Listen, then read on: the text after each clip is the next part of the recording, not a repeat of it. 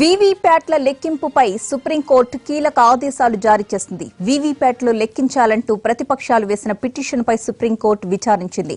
ప్రతి అసెంబ్లీ నియోజకవర్గంలో 5 ఈవీఎంలు వీవీప్యాట్లు లెక్కించాలని సుప్రీంకోర్టు ఆదేశించింది. ప్రతి పార్లమెంట్ నియోజకవర్గంలో 35 వీవీప్యాట్లు లెక్కించాలని అంది. 50% వీవీప్యాట్లను లెక్కించాల్సిన అవసరం లేదని చెప్పింది.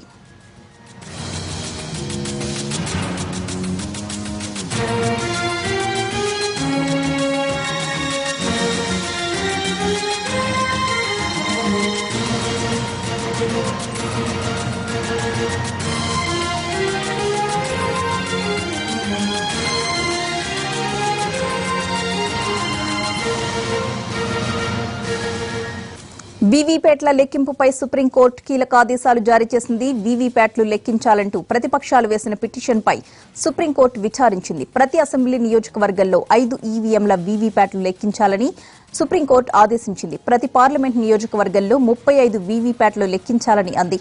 50% వీవీప్యాట్లను లెక్కించాల్సిన అవసరం లేదని చెప్పింది.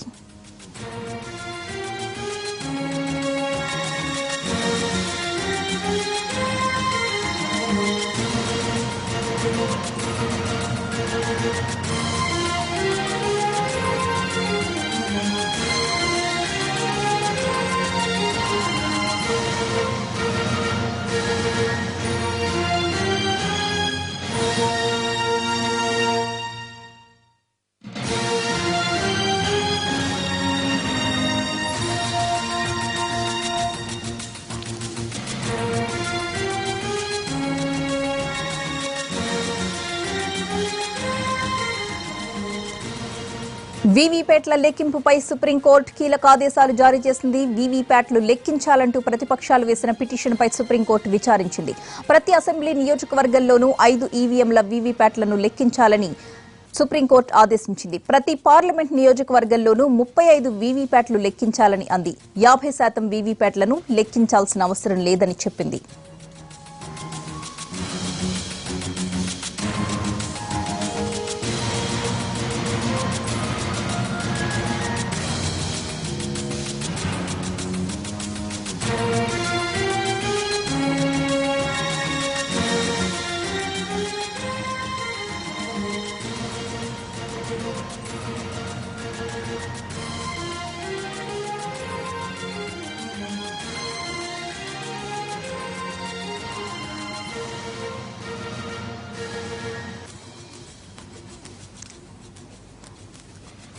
వీవీప్యాట్ల లెక్కింపుపై సుప్రీంకోర్టు కీలక ఆదేశాలు జారీ చేసింది. వీవీప్యాట్లను లెక్కించాలంటూ ప్రతిపక్షాలు వేసిన పిటిషన్పై సుప్రీంకోర్టు విచారించింది. ప్రతి అసెంబ్లీ నియోజకవర్గంలో 5 ఈవీఎంల వీవీప్యాట్లు లెక్కించాలని సుప్రీంకోర్టు ఆదేశించింది. ప్రతి పార్లమెంటు నియోజకవర్గంలో 35 వీవీప్యాట్లు లెక్కించాలని అంది.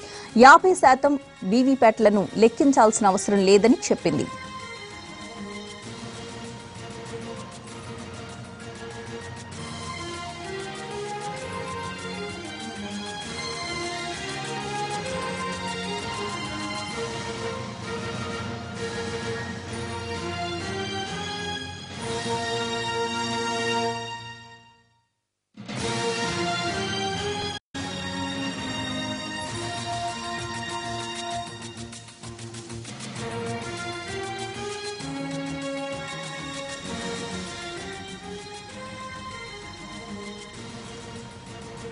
యాభై శాతం వీవీప్యాట్లను లెక్కించాలని టీడీపీ సహా ప్రతిపక్ష పార్టీలన్నీ కూడా సుప్రీంకోర్టులో పిటిషన్ దాఖలు చేశాయి. దానికి సంబంధించిన విచారణ జరిగి రోజు తీర్పు విడుదలైంది.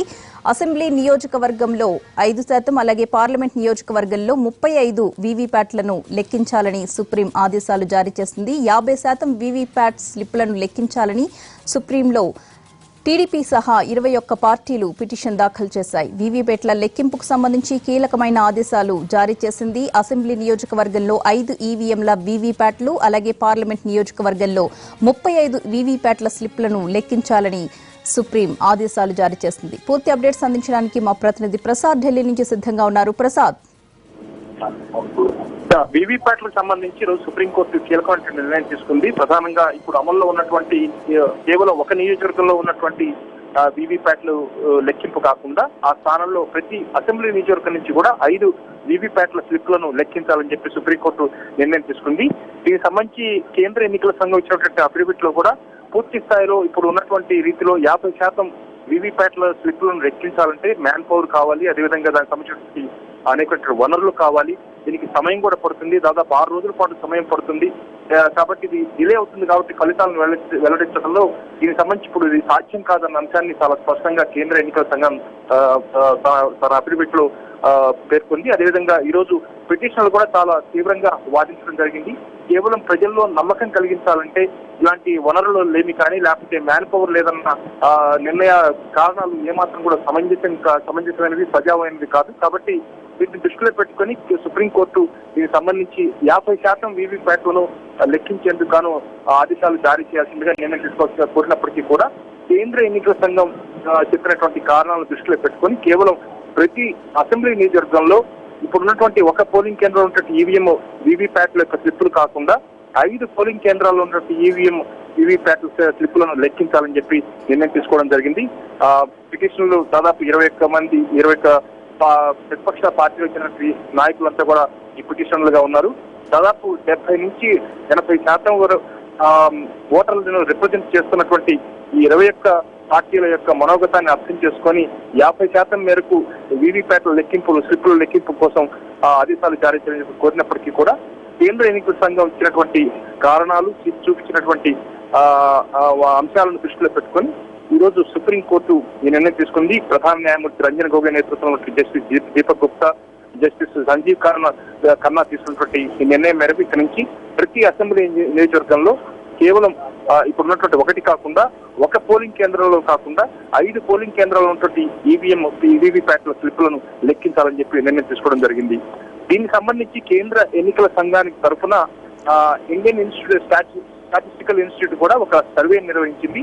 ఆ స్టడీ ప్రకారం మొత్తం 13,50,000 ఈవీఎంస్ లో 479 వీవీప్యాట్లను లెక్కించాము. అది ఖచ్చితంగా ఆ రకంగానే రిజల్ట్స్ బాగా వచ్చాయి. కాబట్టి ఇందులో అనుమానించాల్సింది ఏమీ లేదన్న అంశాన్ని కూడా దృష్టిలో పెట్టుకుంది కేంద్ర ఎన్నికల సంఘం తరఫున స్టడీ చేసినటువంటి ఇండియన్ స్టాటిస్టికల్ ఇన్స్టిట్యూట్ యొక్క సర్వే స్టడీ ప్రకారం కూడా సుప్రీంకోర్టు ఆ మేరకు నిర్ణయం చేసింది. కాబట్టి 50% వీవీప్యాట్ల స్లిప్లను లెక్కించడం సాధ్యం కాదన్న కేంద్ర ఎన్నికల సంఘం యొక్క అభిప్రాయంతోనే సుప్రీంకోర్టు ఏకీభవిస్తూ అదేవిధంగా ప్రతిపక్ష నాయకుల యొక్క వాదనలు కూడా దృష్టిలో పెట్టుకొని ఉన్నది ఒకటి కాకుండా 5 అసెంబ్లీ నియోజకవర్గంలో 5 వీవీప్యాట్ల స్లిప్లను లెక్కించాలని నిర్ణయం తీసుకోవడం జరిగింది. అయితే ప్రసాద్, కేంద్ర ఎన్నికల సంఘం ఇప్పుడు ఎట్లాంటి చర్యలు తీసుకోబోతోంది? ఖచ్చితంగా ఒక వీవీప్యాట్ల స్లిప్, ఒక పోలింగ్ కేంద్రంలో ఉంటే వీవీప్యాట్ల స్లిప్లు కాకుండా 5 పోలింగ్ కేంద్రంలో ఉన్నటువంటి వీవీప్యాట్ల స్లిప్లను లెక్కించి ఆ మేరకు అది సజావుగా ఉన్నాయా లేదా అన్న అంశాన్ని రూఢీ చేసుకునేందుకు గాను ఆ ప్రక్రియ కొనసాగుతుంది. కాబట్టి గతంలో చాలా ఫాస్ట్ గా సాయంత్రం కల్లా ఫలితాలు వచ్చాయి. అయితే ఇప్పుడు కొద్దిగా లేట్ అయ్యే అవకాశం ఉంది. దాదాపు 4-5 గంటల పాటు లేట్ అయ్యే అవకాశం ఉంది. కేవలం 5 వీవీప్యాట్లు కాబట్టి లెక్కింపు కావాలి కాబట్టి కొంత లేట్ అవుతుంది. Right, thank you Prasad.